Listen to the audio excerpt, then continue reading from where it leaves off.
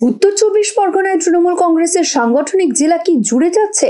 আবারও কি একটি সাংগঠনিক জেলায় পরিণত হচ্ছে উত্তর চব্বিশ পরগনার তৃণমূল, নাকি দুটি সাংগঠনিক জেলা হচ্ছে? সেক্ষেত্রে কে বা কারা নতুন জেলার সভাপতি হতে পারেন, এসব নিয়ে বিস্তর জল্পনা চলছে তৃণমূল দলের অন্দরে। কারো কারো আবার দাবি এ সবই গুজব। কিছু কিছু নেতা দলের নিজেদের গুরুত্ব বাড়াতে এমন সব জল্পনা গুজবকে উস্কে দিচ্ছে। বর্তমানে যা আছে তাই থাকবে, কোনো পরিবর্তন বা রদবদল হচ্ছে না। সেক্ষেত্রে আগামী দিনে কি হতে চলেছে তা নিয়ে আপাতত ধোঁয়াশায় জেলা তৃণমূল কংগ্রেসের নেতা কর্মীরা। তবে সাংগঠনিক এলাকার ও পদের রদবদল নিয়ে জল্পনা এখন তুঙ্গে। উত্তর চব্বিশ পরগনা বরাবরই বাংলার একটি গুরুত্বপূর্ণ জেলা। আকার, আয়তন, জনসংখ্যা সহ একাধিক কারণে দেশের মধ্যে এই জেলা অত্যন্ত গুরুত্বপূর্ণ। প্রশাসনিক ও রাজনৈতিক উভয় ক্ষেত্রে এই জেলা অগ্রগণ্য। অতীতে তৃণমূল কংগ্রেসের পক্ষে এই জেলা সভাপতি ছিলেন নির্মল ঘোষ। পরবর্তীতে নির্মল ঘোষকে সরিয়ে তৃণমূল কংগ্রেসের জেলা সভাপতি হন জ্যোতিপ্রিয় মল্লিক ওরফে বালু মল্লিক।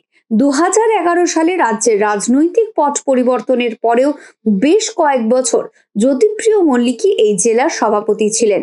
রাজ্যে তৃণমূল কংগ্রেস শাসকের ভূমিকায় আসতেই দলের পরিসর বাড়তে থাকে নেতা কর্মীদের সংখ্যাও।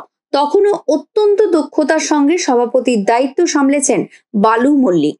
কিন্তু তার সময়কালের শেষের দিকে দলের অন্দরে তৈরি হতে থাকে ক্ষোভ, গোষ্ঠীকন্দল, দুর্নীতি। পরিস্থিতি বিবেচনা করে সভাপতির পদ থেকে জ্যোতিপ্রিয় মল্লিককে সরিয়ে বিজেপি ধাঁচে তৃণমূল কংগ্রেসও উত্তর চব্বিশ পরগনা জেলাকে 4টি সাংগঠনিক জেলায় ভাগ করে দেয়। তৈরি হয় দমদম, ব্যারাকপুর, বারাসাত, বসিরহাট ও বনগাঁ সাংগঠনিক জেলা। একে একে মাদার থেকে শাখা সংগঠন সব দায়িত্বই ভাগ করে দেওয়া হয়। নতুন উদ্যমে শুরু হয় কাজ। কিন্তু অধিকাংশ সাংগঠনিক সভাপতির স্বল্প পরিসরে রাজনৈতিক দক্ষতা থাকলেও সাংগঠনিক দক্ষতার খামতি থাকায় পক্ষপাতিত্ব, গোষ্ঠীবাজি ও দুর্নীতিতে জড়িয়ে পড়তে থাকেন বলে দলের ঊর্ধ্বতন নেতৃত্বের কাছে খবর পৌঁছায়। কমতে থাকে দলের সাংগঠনিক শক্তি।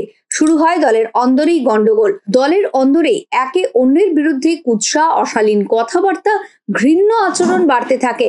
নির্বাচনে জয় পেতে সাংগঠনিক ক্ষমতা ও দক্ষতার অভাব ঢাকতে পেশি শক্তি আস্ফালন প্রাধান্য পেতে শুরু করে। ফলে সাধারণ মানুষের থেকে দূরত্ব বাড়তে শুরু করে তৃণমূল নেতা কর্মীদের। পরিস্থিতি সামাল দিতে উদ্যোগী হয় রাজ্য নেতৃত্ব। দলীয় কর্মীদের অনুমান, সেক্ষেত্রে অযোগ্য নেতৃত্বের হাতে সাংগঠনিক জেলার ক্ষমতা চলে যাওয়াতে দলের সাংগঠনিক শক্তি কমতে শুরু করে। সভাপতিদের মান্যতা দেওয়ার ক্ষেত্রেও অনীহা দেখা দেয় নেতা কর্মীদের মধ্যে। ফলে বিজেপির মতো ধর্মীয় রাজনৈতিক শক্তি মাথা চাড়া দিয়ে উঠতে শুরু করে। এর থেকে পরিত্রাণ পেতে উত্তর চব্বিশ পরগনা জুড়ে পূর্বের মতো একটি সাংগঠনিক জেলার কথা ভাবছে উচ্চ নেতৃত্বরা। প্রশ্ন উঠছে, একটি সাংগঠনিক জেলা হলে জ্যোতিপ্রিয় মল্লিকের বদলে কে সভাপতির পদটি পাবেন এবং দক্ষতার সঙ্গে কর্মীদের পরিচালিত করতে পারবেন? সেক্ষেত্রে দমদম, ব্যারাকপুর সাংগঠনিক জেলা এক সাংসদ এবং বারাসাত সাংগঠনিক জেলার এক বিধায়কের নাম ঘোরাঘুরি করছে। তৃণমূল কংগ্রেসের অন্দরে দাবি, এই দুই ব্যক্তি ছাড়া উত্তর চব্বিশ পরগনার মতো গুরুত্বপূর্ণ জেলা চালানোর দক্ষতা আর কারো নেই। এমনটাই তৃণমূলের হাইকমান্ডাররাও মনে করছেন বলে তাদের দাবি। এছাড়াও দুই মন্ত্রীর নামও আছে বিবেচনার তালিকায়। সেক্ষেত্রে ওই যোগ্য দাবিদার সাংসদ ও বিধায়কের মধ্যে একজন দায়িত্ব পেলে আবার ভবিষ্যতে সমস্যা হতে পারে। একে অন্যের এলাকায় গিয়ে সাংগঠনিক কাজ করলে দুই নেতার মধ্যে রাজনৈতিক দূরত্ব ও দলের অন্দরে সমস্যা তৈরি হতে পারে। সেক্ষেত্রে তৃণমূল কংগ্রেসের একাংশ চাইছে ওই দুই নেতাকে দুটি জায়গার দায়িত্ব দিক দল। দমদম, ব্যারাকপুর, রাজারহাট, নিউটাউন, বিধাননগর এই সব জায়গা নিয়ে শহর কেন্দ্রিক একটি সাংগঠনিক জেলা তৈরি করে তার সভাপতি করা হোক ওই সাংসদকে। আর অবশিষ্ট বারাসত মহকুমা ও বনগাঁ ও বসিরহাট মহকুমা নিয়ে আরেকটি সাংগঠনিক জেলা করে তার সভাপতি করা হোক ওই বিধায়ককে। এই দুটি সাংগঠনিক জেলা করে ওই দুই তৃণমূল নেতাকে পৃথক পৃথক সাংগঠনিক জেলার দায়িত্ব দিলে দলের সাংগঠনিক শক্তি বাড়বে, কমবে গোষ্ঠী কোন্দল।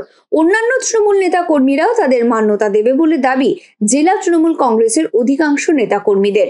তবে যে যাই ভাবুক বা কাছের লোক সভাপতি হচ্ছে বলে গোপনে সলতে পাকাক বা কল্পনা করে আত্মতুষ্টিতে ভুগুক না কেন, উচ্চ নেতৃত্ব আগামীতে কোন পদক্ষেপ গ্রহণ করবে সেদিকেই তাকিয়ে উত্তর চব্বিশ পরগনা জেলা তৃণমূল কংগ্রেসের নেতা, মন্ত্রী ও কর্মীরা। সময় বলবে পরিস্থিতি কোন খাতে বইবে। Bureau report, digital news Bangla.